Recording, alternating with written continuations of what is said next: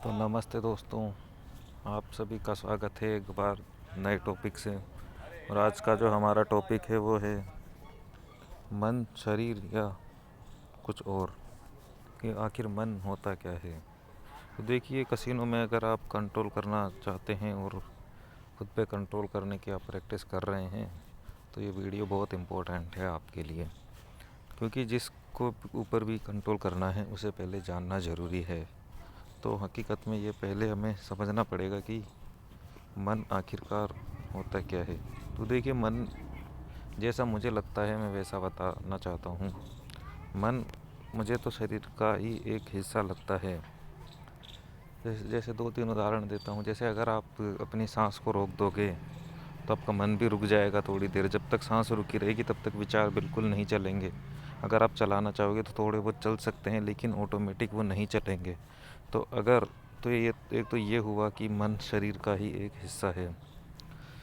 और दो तीन कारण और भी हो सकते हैं जिससे हमें पता लग जाए कि मन शरीर का ही एक हिस्सा है या नहीं। क्योंकि देखिए, अगर आप मन से ही, विचारों से ही आप काम करते हो और मन से ही आप शरीर को भी अपन चला सकते हैं। जैसे अपन सोचेंगे कि ये हाथ ऊपर उठे तो ये हाथ ऊपर उठेगा ही, अगर आपका हाथ आपके कंट्रोल में है तो। अगर जैसे किसी को लकवा मार जाता है तो उसका शरीर और उसके मन का तादात्म्य टूट जाता है और उसका मन मना कर देता है कि नहीं उठूँगा, और वो वहीं के वहीं पड़ा रहता है। तो लकवे का सिर्फ मतलब यही होता है कि उसकी जो इच्छा है संकल्प की, वो बिल्कुल ही कमज़ोर हो गई है। और जो भी वो बोलता है, सोचता है कि मैं ऐसे करूं, तो वो वैसा नहीं कर पाता है। तो उसका जो हाथ होता है वो उसके कंट्रोल से बाहर हो जाता है। तो इसलिए अगर हमें भी कंट्रोल बढ़ाना है तो हमें धीरे धीरे प्रयोग करने पड़ेंगे, तभी कंट्रोल हमारा और हाथों में आ जाएगा। तो कंट्रोल आप कुछ भी कर सकते हैं, जैसे भी आप संकल्प लेना चाहें वैसे ले सकते हैं, लेकिन संकल्प को आपको पूरा करना पड़ेगा।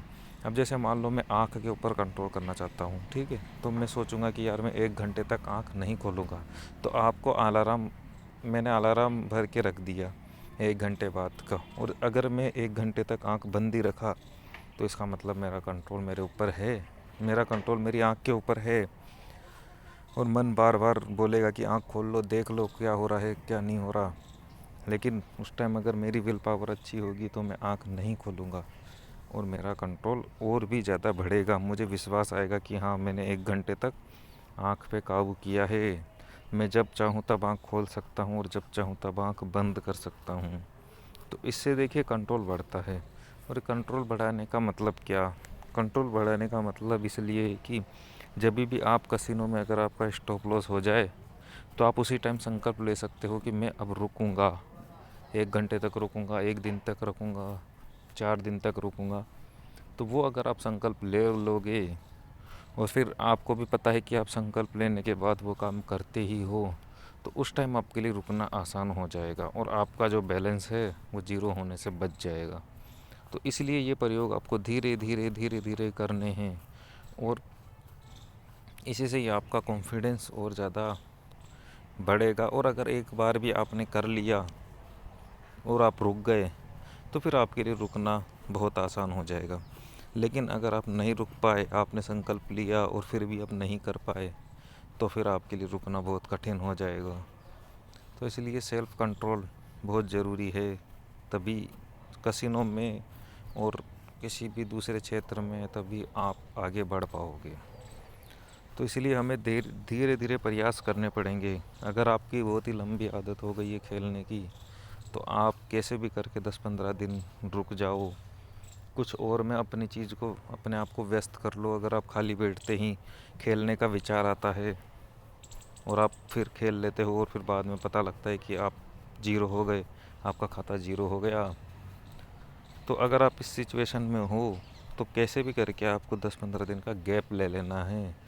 आप नेटफ्लिक्स देख लो, आप अपने आप को किसी भी दूसरे काम में डुबा दो, आप एक्सरसाइज करने लग जाओ बहुत अच्छे तरीके से, बहुत अच्छी तरह से, मतलब कि बहुत थक जाओ।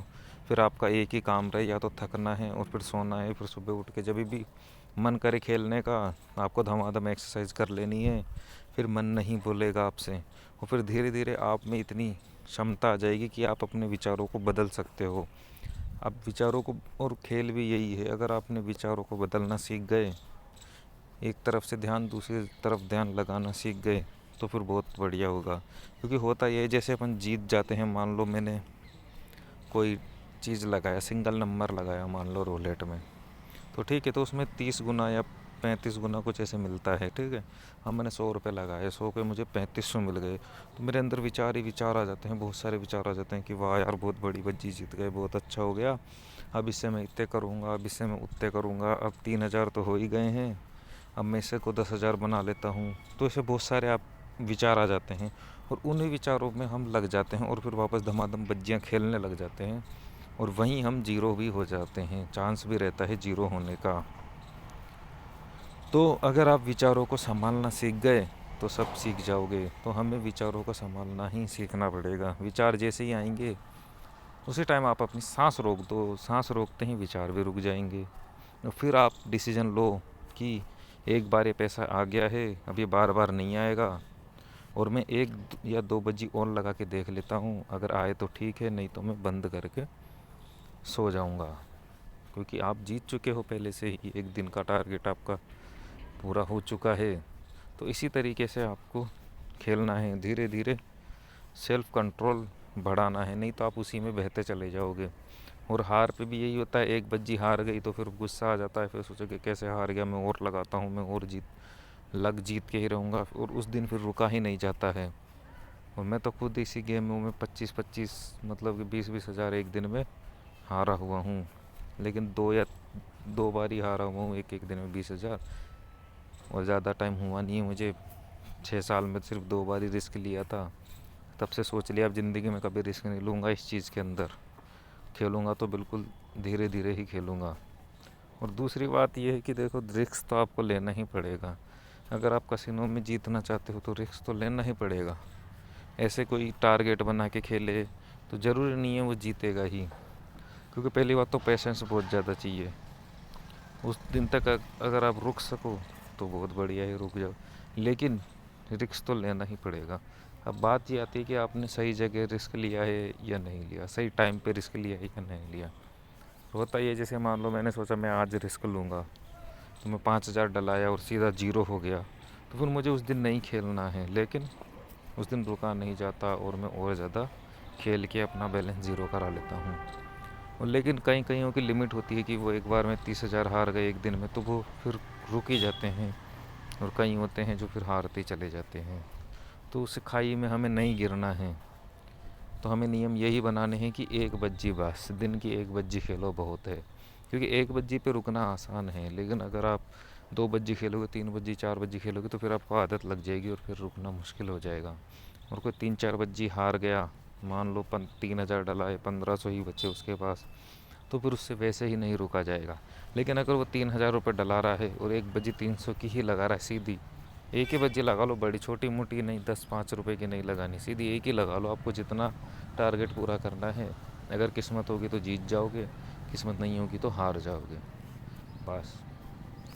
और नियम यही रखना है कि एक ही बज्जी लगाओ जिसमें अगर आप जीतो तो आपका टारगेट पूरा आ जाए, अगर वही बज्जी आप हारो तो आपका स्टॉप लॉस हिट हो जाए। तो ये कैसे होगा, जैसे मान लो 3 प्लेयर हैं, अब जैसे रोलेट में भी 3 प्लेयर होते हैं, या तो आप 2 कॉलम घेर लो या वो डजन घेर लो। तो 2 बार 2 डजन आप घेरोगे, मान लो 1 से 12 घेरा आपने, और 13 से 24 तक घेर लिया, तो ये दोनों कॉलम अगर जीत की संभावना ज़्यादा है अपनी, तो जाने के अपने 200 रुपये रहेंगे और आने के अपने 100 रुपये ही रहेंगे। अगर तो जाने का 200, आने का 100 है, तो टारगेट अगर मान लो अपना टारगेट है तो वो उसमें पूरा हो सकता है और स्टॉप लॉस भी हिट हो सकता है। जैसे मान लो 5% मेरा टारगेट है प्रॉफिट का और 10% लॉस का है, तो मुझे बज्जी 10% की ही लगानी है पूरी, और जिसमें मेरा 5% प्रॉफिट रहेगा आने का, और जाने का 10% लॉस हो जाएगा, तो उसी दिन मुझे रुक जाना है। तो गेम इसी हिसाब से खेलने हैं, ज़्यादा गेम नहीं खेलने हैं।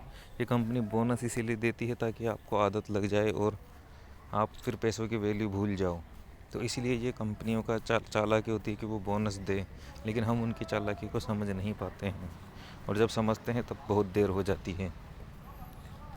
तो आज का जो टॉपिक था हमारा, मन शरीर है या क्या है, शरीर का ही एक हिस्सा है या कोई और चीज़ है। तो जैसा मुझे लगा मैंने वैसा आपको बताया।